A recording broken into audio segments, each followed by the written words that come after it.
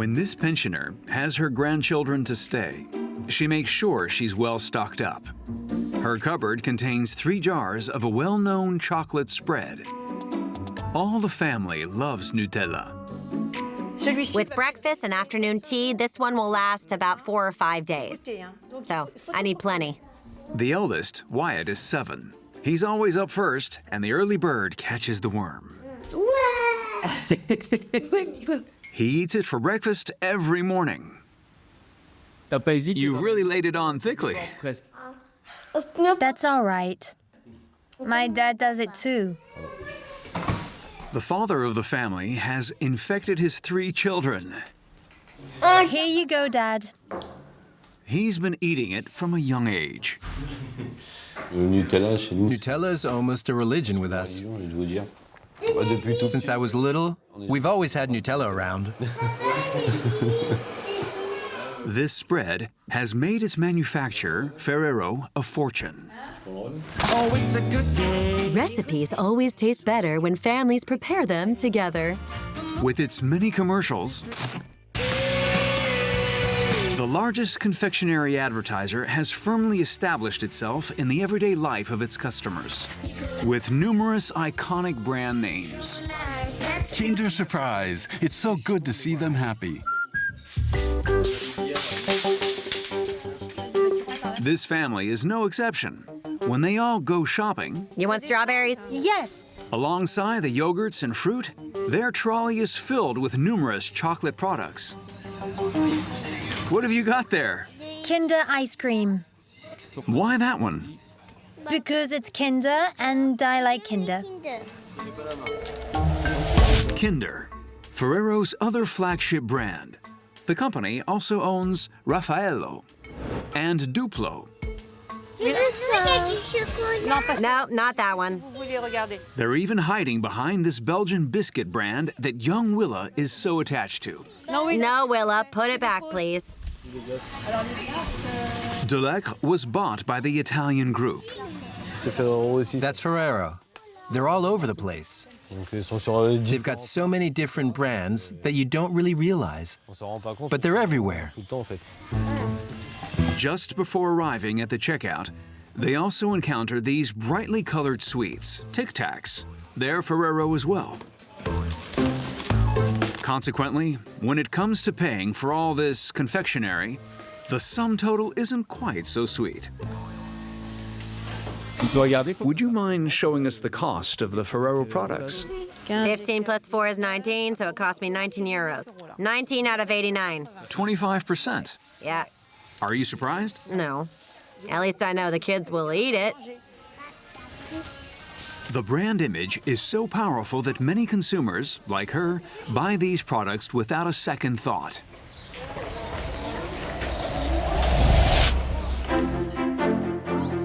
Ferrero is the story of a family empire founded almost 80 years ago. Oh, it's so good. Products that have delighted countless generations, to such a degree that riots can break out at promotion time.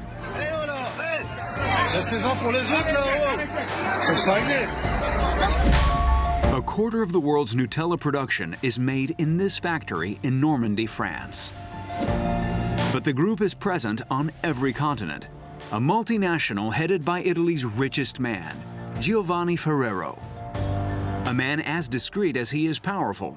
His company is a national figurehead. Ferrero is untouchable, a living legend that no one dares criticize. Yet, they're not without their share of health scandals, such as these Kinders, contaminated with salmonella in 2022. We're going to explore how Ferrero, during the biggest health crisis in its history, failed to disclose everything. Did the group risk its customers' health? Almost 2 weeks passed during which Ferrero could have taken action, recalling products or taking necessary measures. It didn't happen. They knew, but they did nothing. We gave them the proof, so they could hardly claim they weren't guilty. Ferrero have also attracted controversy over the origin of their star ingredients, such as hazelnuts from Turkey. where we discover children working in the fields where the manufacturer sources its products. They never asked us not to use child labor, and I also employ children. To say otherwise would be a lie. All the way up the supply chain to the tea time snack, we're investigating some of the chocolate giant's well-kept secrets.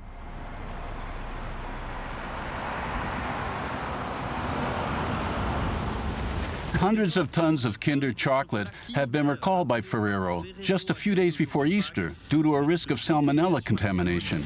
On April the 5th, 2022, a matter of days before Easter, the news hit the headlines. They're still present on some supermarket shelves and possibly in your cupboards. Be careful, several Kinder products should not be consumed. All over Europe, Ferrero recalled millions of chocolates suspected of causing salmonella.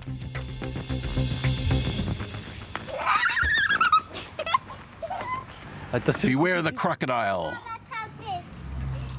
Rami was a victim. She was barely 2 years old when she started vomiting violently and was running a high fever. It was March the 20th, 2022, 3 days after biting into a Kinder. Want a snack? No? Applesauce? Cake? Ever since then, Ferrero Group's chocolate eggs have been banned as a snack. If she sees them in a shop, she knows she can't have them, that they hurt her. She doesn't even ask, but it's not the same for other chocolates. Pick me up. Remember the Kinder? No? I don't know if she remembers. J'espère pas. I hope not. Qu'elle s'en souvienne.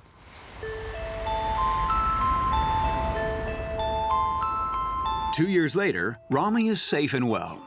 Okay. Yet her father remains traumatized by his 12-day ordeal in hospital at the bedside of his dehydrated and drip-fed daughter. Salmonella can be fatal. She dropped under 10 kilos. That's awful for a 2-year-old. You could see her ribs. We were in a mess, terrified, crying. It was very hard for us. And for her, of course. At the time she was admitted to the hospital, the Kinder scandal hadn't yet broken. The family and the doctors never once imagined that a chocolate could have been the cause of the little girl's contamination. We wondered, but we didn't understand. When she started to recover in hospital, to try and comfort her and make her feel better, we gave her another Kinder. And the vomiting and diarrhea started all over again. Double dose. Despite everything, Rami did recover. It was only the day after she was released from the hospital, April the 5th, 2022, that her parents learned from the media, along with everyone else, that Kinder could be responsible for the infection. You always imagine that it's so controlled, that there are lots of hygiene checks. So it was a rude awakening. I ate Kinder as a child, so it was a brand we trusted, more or less. During that period, more than 450 consumers, mostly children under 10, fell ill. Nearly half that number were hospitalized. So what exactly happened? Why was salmonella-contaminated Kinder for sale on supermarket shelves?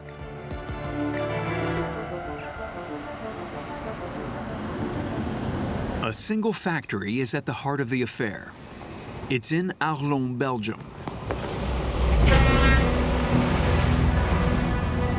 This is where all the Kinder products that were recalled by the brand were manufactured.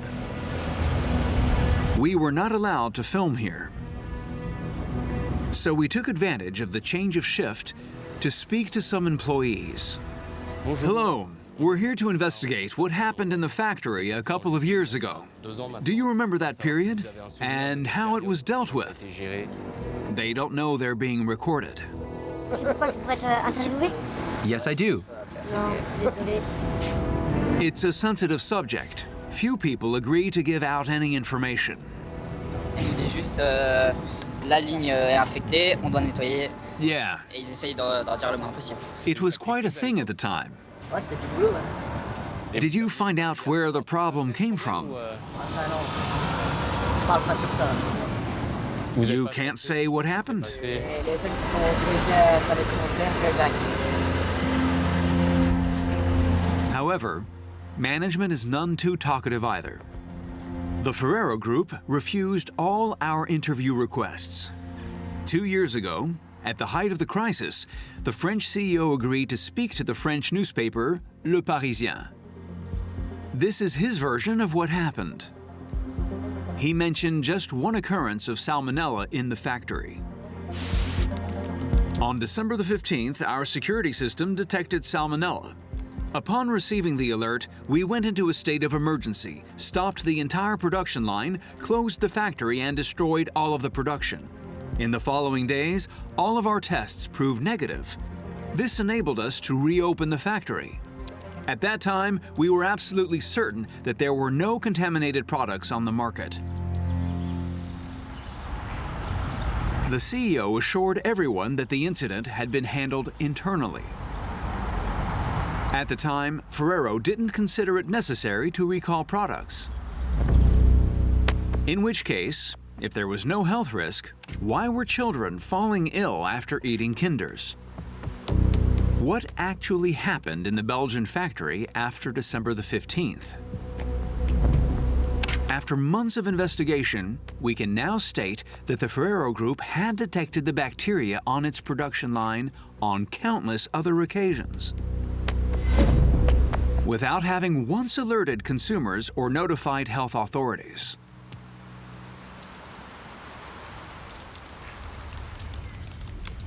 The whole business began with a mysterious salmonella epidemic in Europe.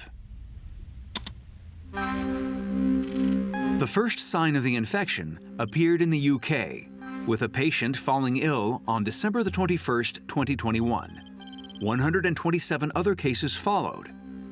In France, 121 consumers were infected from January the 20th, 2022. Soon after, 13 other countries were also affected, up until the end of April 2022. Initially, the European health authorities were unaware that all these cases were related. They were equally unaware that a single food item was responsible for the contamination. It was a French researcher and his team that traced the origin back to Ferrero. He works at the Pasteur Institute in Paris, and this is the first time that the inside story has been told. Have the samples arrived yet? Yes, The ones we've been waiting for? yes, this morning. Along with his team, François-Xavier Veil is analyzing all the salmonella samples taken from French patients. These are the black marks seen here. In February 2022, British colleagues asked him to compare salmonella samples taken from patients in the UK with all those in his database. The connection was made. On l'a vu tout de suite. We saw it straight away.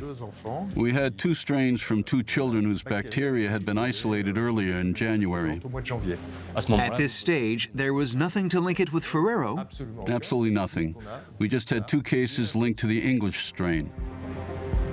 It was beyond a shadow of a doubt. The bacteria's DNA was a match. All the patients had been contaminated by the same food item. But which one was it? C'était une course. It was a race against time, but the DNA-based investigation allowed us to take measures very early, Mesure très précoce. thus avoiding a major health crisis. Éviter une crise majeure. A bit like a criminal investigation. Absolutely. Et là, Once we proved the case, they could hardly plead not guilty. pas coupable. The evidence was uncovered by chance. In this enormous database, researchers from all over the world shared the DNA of all the salmonella strains analyzed. In April 2022, the scientists came across 4 samples that totally matched those of the sick patients. My colleague realized that there were some strains that had been submitted by an Italian laboratory dealing with veterinary animal strains. As it wasn't from a standard lab, something was off. How could the epidemic have come from a lab that wasn't sampling humans? This strain hadn't come from any patient. It was clearly the strain from the contaminated food. So, this Italian laboratory had received the salmonella present in the contaminated food for analysis. This was the key element in discovering the origin of the European epidemic. We informed the authorities and went all the way to the top. The European Commission then forced the Italian laboratory to disclose the origin of the strains. It was the Ferrero factory in Belgium.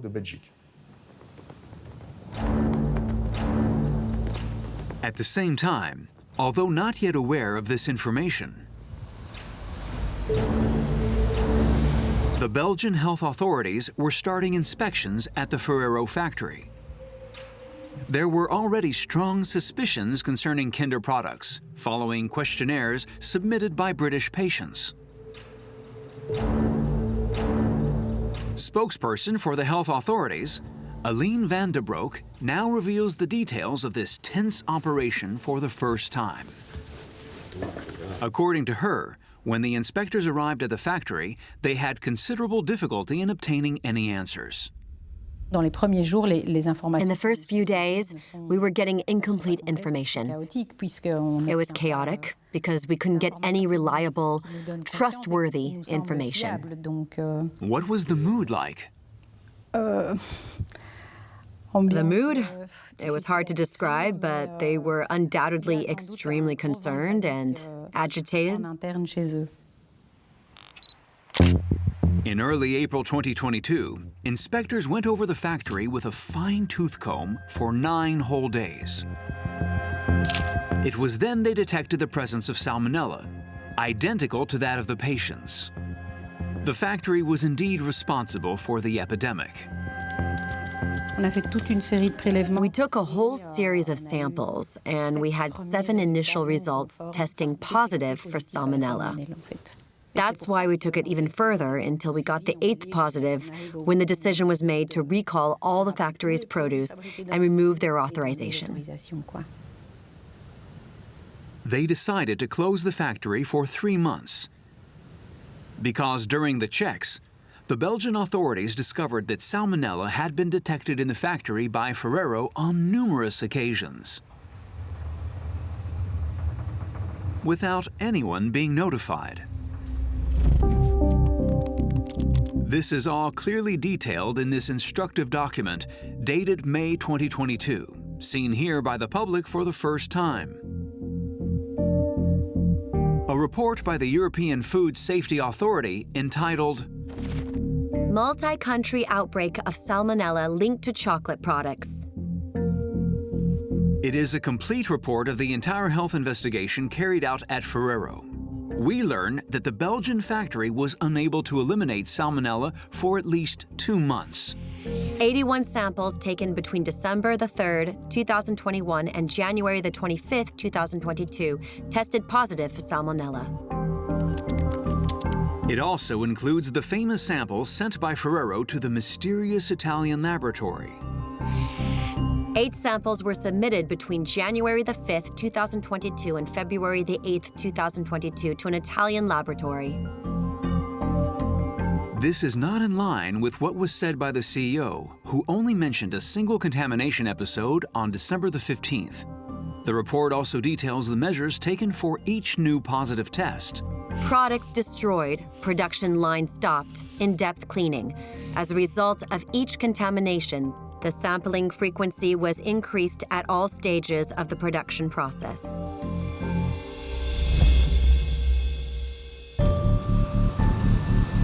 Yet at no point did Ferrero recall any of their products or notify the health authorities of these incidents. In Belgium, a manufacturer is not obliged to do so if it is considered that there is no public health risk. Should Ferrero have notified you of what was happening? Well, we clearly can't rewrite history, but if we skipped the end of the story, you could say yes. They were obligated to notify us of the elements we uncovered after weeks of investigation. It's also for the legal proceedings to establish whether or not they failed to comply with the notification obligation. The case is currently under investigation in Belgium to determine the responsibility of the Italian group. In France, a preliminary investigation has been opened. This Consumer Protection Association has filed a complaint, essentially for aggravated fraud and reckless endangerment. So this is the complaint that Food Watch filed against Ferrero, along with several victims' families, whose children ended up in the emergency room. This Food Watch director is convinced that Ferrero was slow to react. She says that as early as the end of March, Ferrero were alerted by the British health authorities of a possible risk. Information that was confirmed by email by a spokesperson for the health services.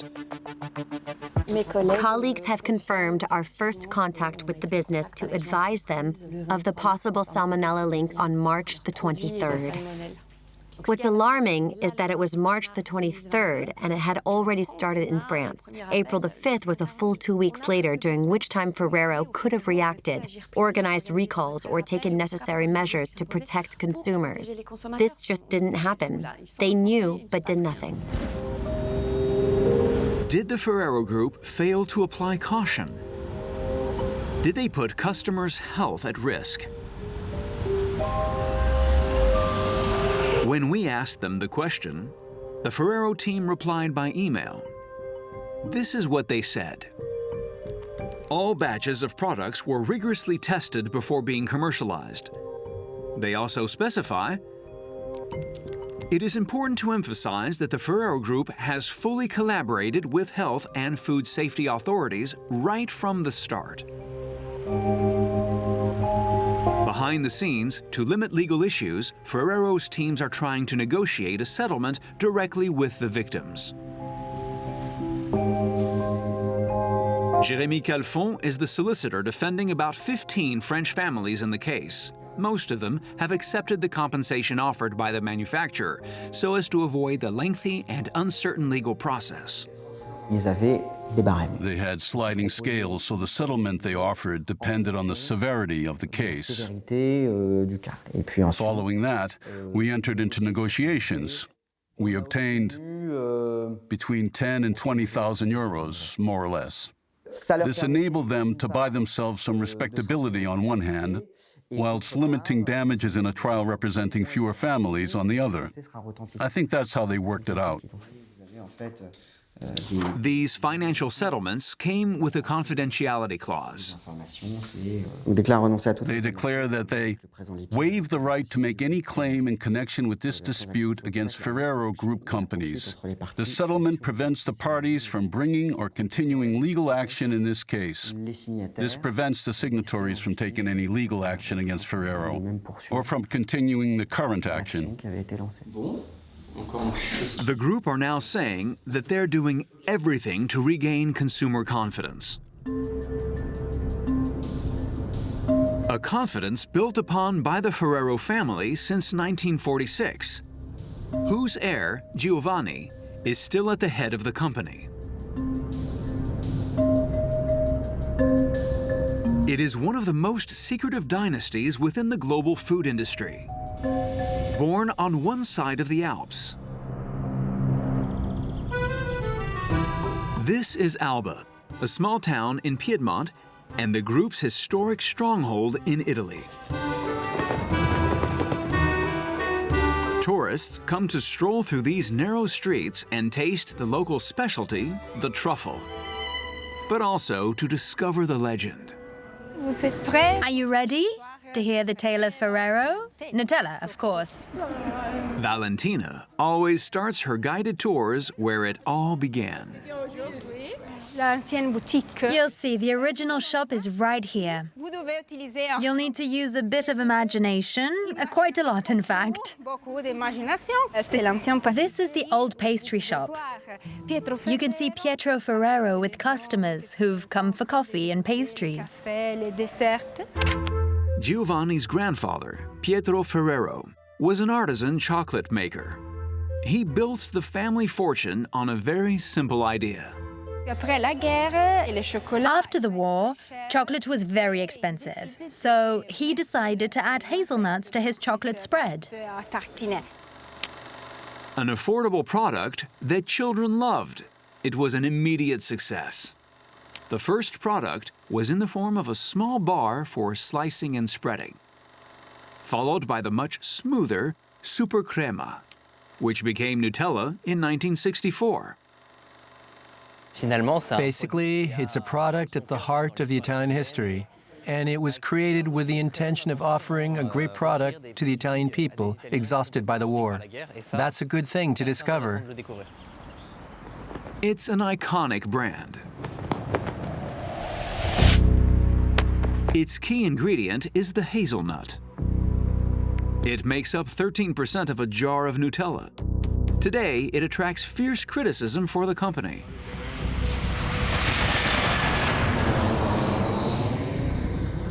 More than half the production is imported from Turkey.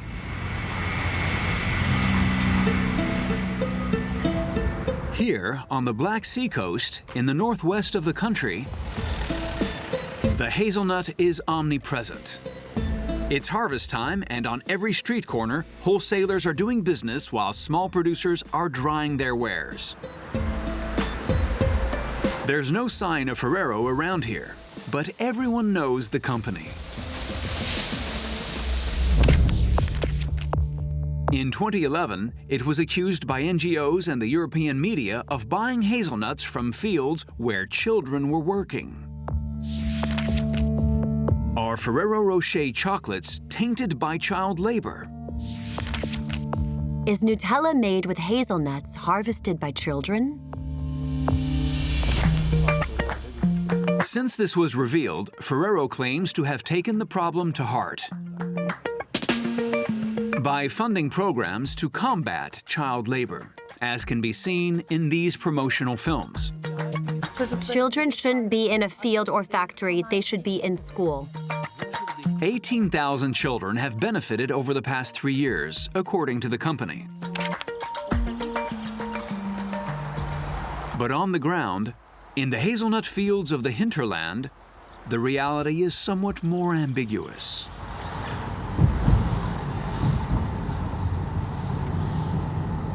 Our guide is a farming union representative. He took us to a small family farm, quite characteristic of the area. There are 23 seasonal workers here. They're all Kurds. Tell me, have you got any young friends here? Members of the same family are working the slope. The strongest of them shake the trees to make the hazelnuts fall. Young women bend to pick them up, quickly followed by even younger family members, like Selim. How are you doing? Just fine. Are you the youngest here? Yes, How old are you? I'm 15. 15 years old. Yes, that's it. The woman beside him whispered the answer to him, 15, but he looks younger. It's impossible to say whether it's really his age or if he's several years younger. In any case, the seasonal hazelnut harvest in Turkey is forbidden to minors as it's considered to be too arduous. 10 hours a day, 7 days a week. A grueling job, even for this young 17-year-old. That's heavy. Are you tired after your day? In the evening? Yes, a bit. It's the weekend. But surely you don't work on the weekend. Yeah, I work on the weekend, too. So you never stop. No, we don't get any breaks. They're all paid the same wage, about 20 euros a day. It's how the family survives. When we'd stopped filming, we met with a farmer, a friend of our guide. So you've started the new season then? We hope to discover who he sells to. As far as I know, it goes to Ferrero. In any case, regardless of who you sell to, it ends up with Ferrero. But I don't know exactly how it gets there. I don't have that information. The Ferrero Group have nonetheless published a hazelnut charter opposing child labor, according to the laws in force in each country of production. In their most recent report on the sector, they make assurances that 100% of their suppliers respect their code of good conduct. We took the charter to the small producers who were thus made aware of it for the first time. I've never seen it before. There's no point in reading it. I don't need their advice. Why bother? However, he says he receives visits from time to time from agronomists sent by Ferrero. But do the agricultural engineers speak about child labor? Yes, they pass over it rapidly. They tell us no children. Believe me, I agree with them. I don't want children working either. But their families bring them. There's no one else to look after them. They say they study a bit, work a bit, study. Is the Italian group aware of all of this? How do they ensure their charter is respected?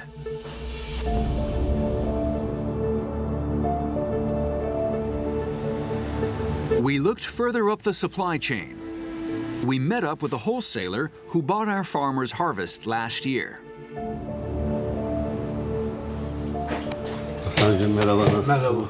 Take a seat. He claims to sell 3,000 tons of hazelnuts each year to major exporters, the last in line in Turkey. And he says he's in no doubt as to the final recipient, Ferrero, the country's largest customer. These are Ordu hazelnuts, also known as Levant hazelnuts. Ferrero buys a lot. All of this produce will go to Ferrero. We learned two things from the meeting. Ferrero. Firstly, that it's very difficult to find out which producer the hazelnuts came from. They get mixed up very quickly. What we've got here comes from about 15 to 20 different producers. That's how it works. Secondly, child labor is still very widespread at harvest time. This wholesaler owns about 20 hectares of hazelnut orchards where minors often work. We've never been asked to sign anything concerning child labor. I've got 17 people picking hazelnuts in my fields. And I also employ children. To say otherwise would be a lie. But according to international law, it's prohibited to employ anyone under 18, isn't it?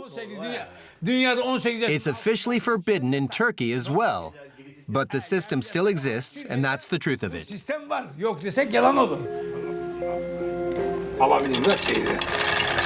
To get to the final link in the supply chain,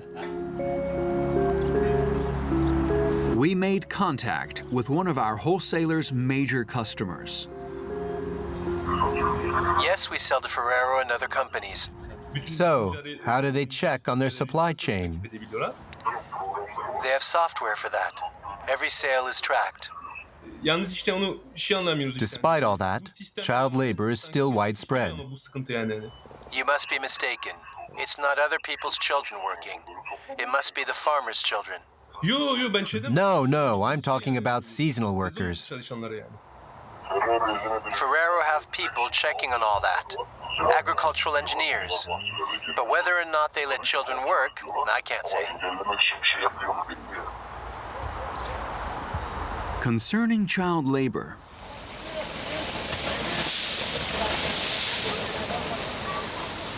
Ferrero assured us in an email We've managed to successfully implement a prevention program, and we continue to address any potential issues with the utmost vigilance. All of our suppliers must sign Ferrero's Suppliers Charter.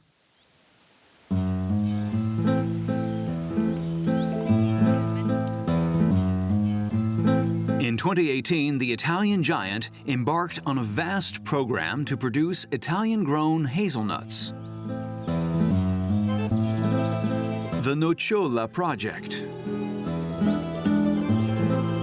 However, in the Lake Vico region, 1 hour north of Rome, the project is criticized for worsening pollution in an already very fragile zone.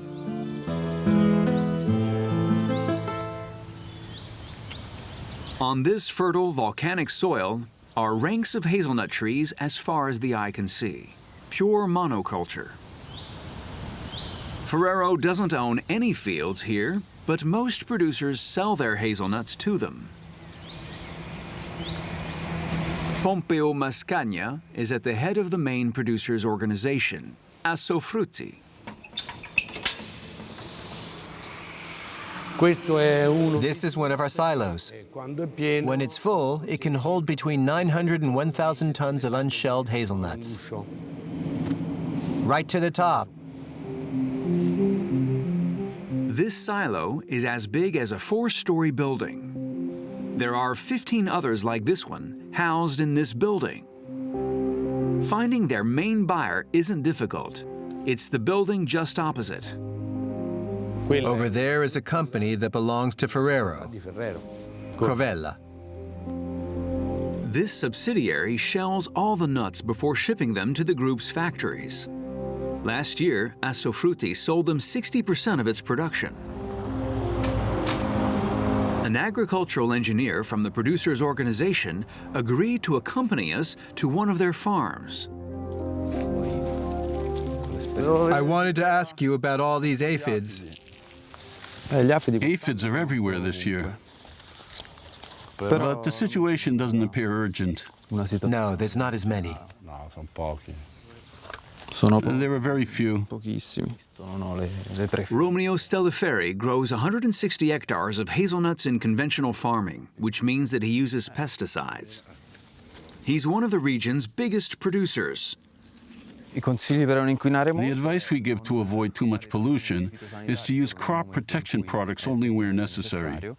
The chemicals we use on hazelnuts are really nothing compared to other fruits, where you might spray 15 to 20 times, whereas here, we do 1, maybe 2 treatments a year. Like all the rest, he must follow Ferrero's agronomists' advice in order to meet their quality standards. But it's a sensitive subject. What are the required criteria for Ferrero to buy your hazelnuts? What are the specifications? The specifications?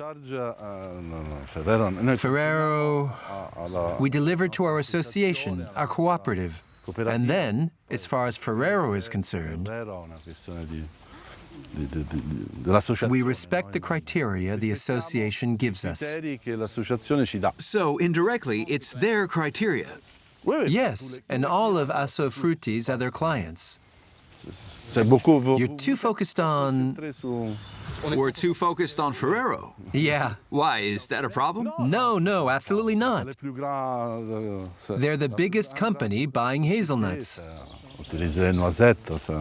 That's great. He doesn't want to talk specifically about Ferrero because the hazelnut giant isn't necessarily appreciated by everyone in the region. As early as 2018, the press started saying that the hazelnuts tasted bitter. Central Italy is being held hostage to intensive hazelnut monocultures in order to supply the multinationals, with Ferrero in the lead. You can see it clearly here. It all looks the same. Hazelnuts to the left and to the right. Fabiano Crucinelli is a local. After a career in left-wing national politics, he has returned to chair an organization working towards more sustainable agriculture. This all saddens me considerably. It saddens me because I remember how it was before. This type of farming changes the landscape. Hazelnuts are an excellent resource, but they've also become a major problem. We're up against a multinational agribusiness, and they carry some weight.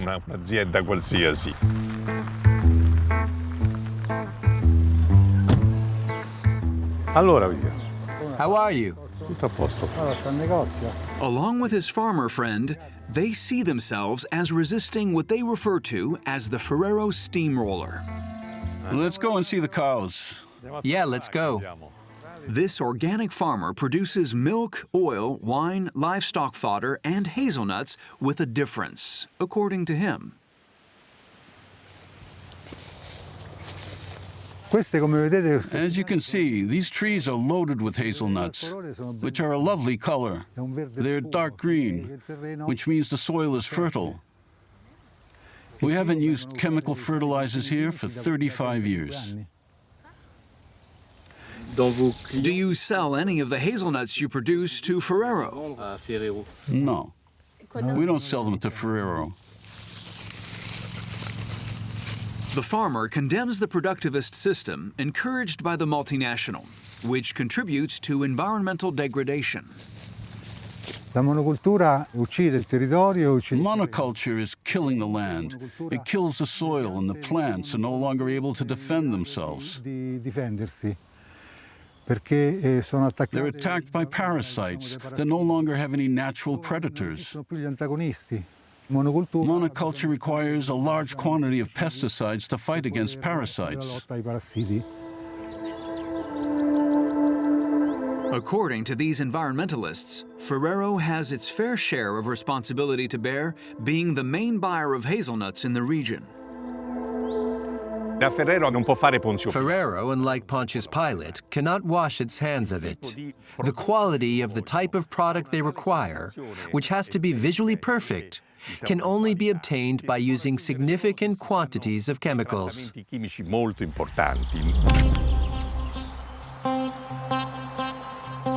The reason he's so worried is because he wants to preserve the region's treasure, Lake Vico, whose waters are already heavily polluted. The Italian Council of State has already condemned the region 3 times for its inaction regarding the degradation of the lake's nature reserve. This is what the judges noted in their decision of 2024. The discharging of chemicals into the environment, in particular those fertilizers intended for hazelnut production, are described as posing the main threat to the lake's integrity.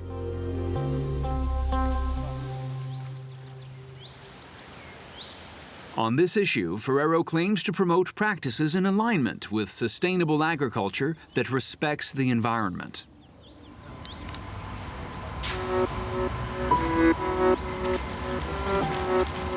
It certainly isn't the first time that the multinational has been singled out for the ingredients of its famous spread. But criticizing the flagship of Italian industry is not entirely without consequence. In 2015, Ségolène Royal, who was then the French Minister of the Environment, learned this to her cost when she attacked Ferrero for its use of palm oil. We should stop eating Nutella because of its palm oil. But why? Nutella's good. It may be, but we shouldn't because of palm oil. Other trees have been replaced and there's been considerable damage. You could sink the company by saying don't eat Nutella. Well, they should use other ingredients. By publicly speaking about an already controversial ingredient, the minister came close to creating a diplomatic incident. The very next day, her Italian counterpart laid into her on social media. Ségolène Royal should leave Italian products alone. Tonight we're eating bread and Nutella. Several other Italian politicians rallied to support the brand, such as Matteo Salvini, the future vice president of the Council of Ministers. Stop Nutella to save the planet? A minister like this deserves to be removed by a bulldozer. The Italian head of government's wife even posted a photo of herself and her daughter eating a Nutella pancake. Faced with such an outcry, Ségolène Royal backpedaled. Less than 48 hours after the interview, she set the record straight. 1,000 apologies for the Nutella controversy. I agreed to highlight progress made.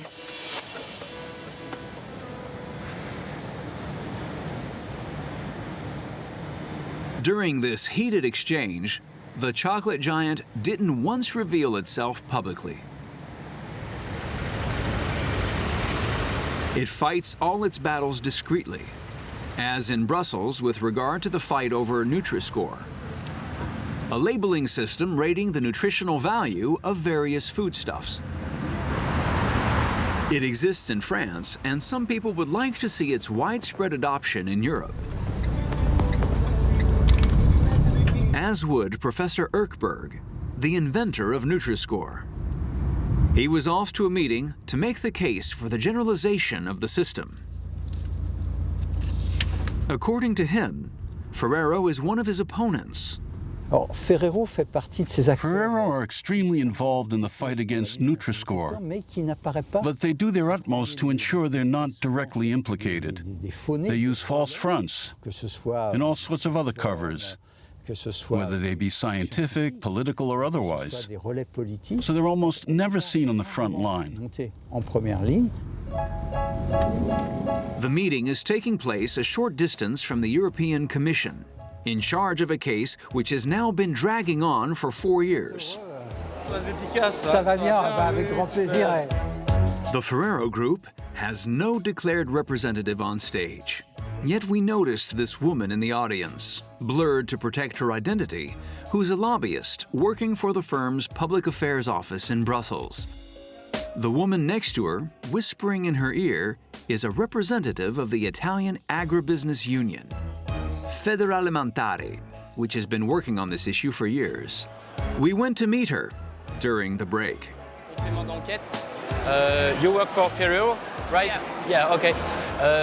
She wouldn't give an interview, but we recorded the conversation anyway.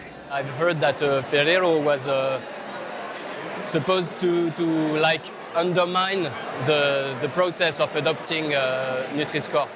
I would potentially avoid to answer to this question. Why? Our posture is well known. At the moment, we are really listening to the other point of view to see where this debate, public debate, will go. We were not lobbying against a Nutri-Score. We wanted to see a system that is possibly nutrient-based. But not Nutri-Score. Nutri-Score, we think by far is not the best plan as it is at the moment. A diplomatic response, to say the least. But behind the scenes, the multinational is pulling out all the stops to defend its position. In its Brussels office,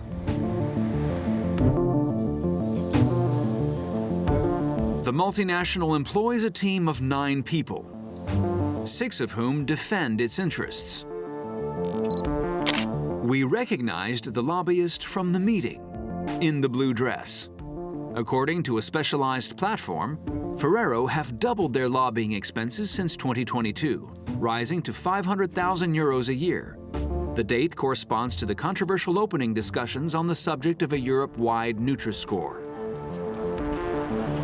This woman works for a European consumer protection NGO and is campaigning for this labeling system. She believes that the Italian group is working against the general interest. Ferrero is notorious for fighting against many public health prevention policies on nutrition, and that's not surprising. When you look at their product portfolio, they are very processed, they're very high in fat, they're very high in sugar. 9 in 10 would get the Nutri-Score E. What I would say is that they maybe stood in the shadows a bit on this topic, but that could have been a tactic by Ferrero themselves because they know that they have very high fat, they have very high sugar products, and so maybe it seemed better to stay behind the scenes whenever they were working on front-of-pack nutrition labelling. According to the inventor of Nutri-Score, all Ferrero products have the lowest score. In fact, in France, the company has always refused to employ the system. They claim to prefer a notation based on recommended portions.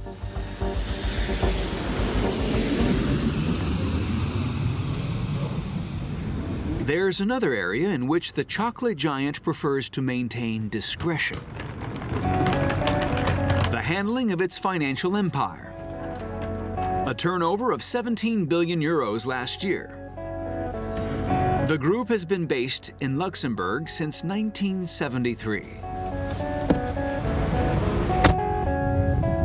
This Italian journalist has been investigating the Ferrero family's secrets. His aim is to get to the heart of the machine, the company's headquarters. It's strategically located near the airport for good reason, because the managers, mostly from Turin, return to Italy on the weekends. And they come back on Monday. The building is in the group's image, imposing, but discreet. By searching the company's register, the investigative journalist discovered the existence of a holding company at this very address, in these very offices. Its name, Schenkenberg. Schenkenberg is the family safe. In fact, all movement of funds, all sales of shares are done in this safe, which covers everything. This holding company owns all the group's subsidiaries worldwide, 104 companies, almost all are 100% controlled. It has generated more than 10 billion euros in dividends for the Ferrero dynasty over the last 20 years, according to the journalist. Almost untaxable. Luxembourg is a tax haven. There's no tax on dividends, either coming or going. There's no capital gains tax. So the whole setup is highly advantageous. If Ferrero International and Schenkenberg were based in Italy, they'd pay far more tax, a considerable amount more.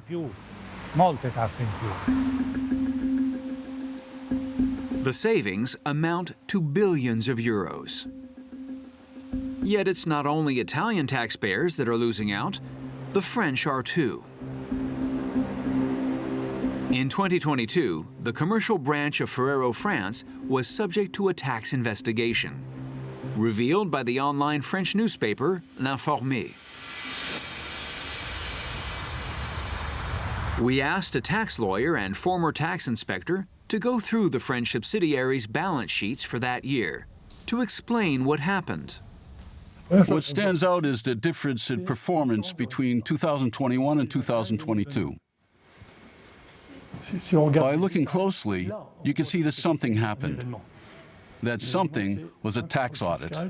It's here in black and white, reminders and penalties following tax adjustment. Here's what happened. In France, Ferrero France Commercial distributes sweets, chocolate, and spreads to the tune of 1.3 billion per year in average turnover. Except in this particular case, the head office forgot to pay its French subsidiary its fair share for 6 years, from 2015 to 2021. The tax authorities therefore jogged the group's memory and asked them to repatriate the 115 million euros owed to France. The French IRS recovered nearly 45 million euros.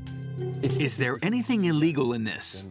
No, for me, there's nothing illegal. They were caught by the French tax authorities. By the French tax authorities, indeed. They considered that Ferrero France Commercial had committed a false act of management. What does that mean in plain language? It means they didn't invoice what they should have invoiced. The French Ministry of Finance considered there had been a mistake, as they called it. And they corrected it. That's it, basically. They got caught just this one time. A second time would be acting in bad faith and best avoided. On this point, the French subsidiary has assured that it has not been subject to any tax increase or penalty. It has specified the implementation of a spontaneous regularization procedure. To close this investigation, we would have liked to interview Giovanni Ferrero.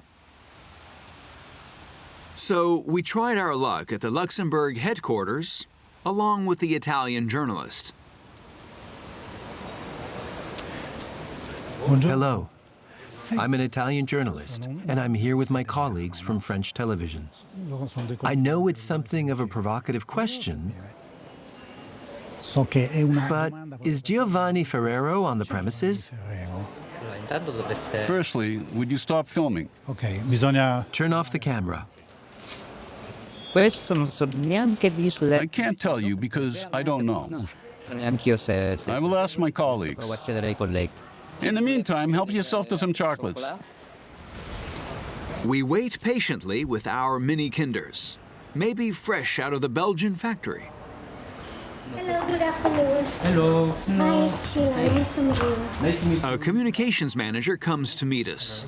And we were just wondering if it's possible sometime to have an interview with the boss of Ferrero, I mean Giovanni Ferrero. Unfortunately, we could not make it happen. It's not possible. But if you want to give me your card, and then I will connect with you. Yes. Because I don't have the details. I know that at some point, Fausto, I think, told me there are some program going on with Fausto. Yes, yes.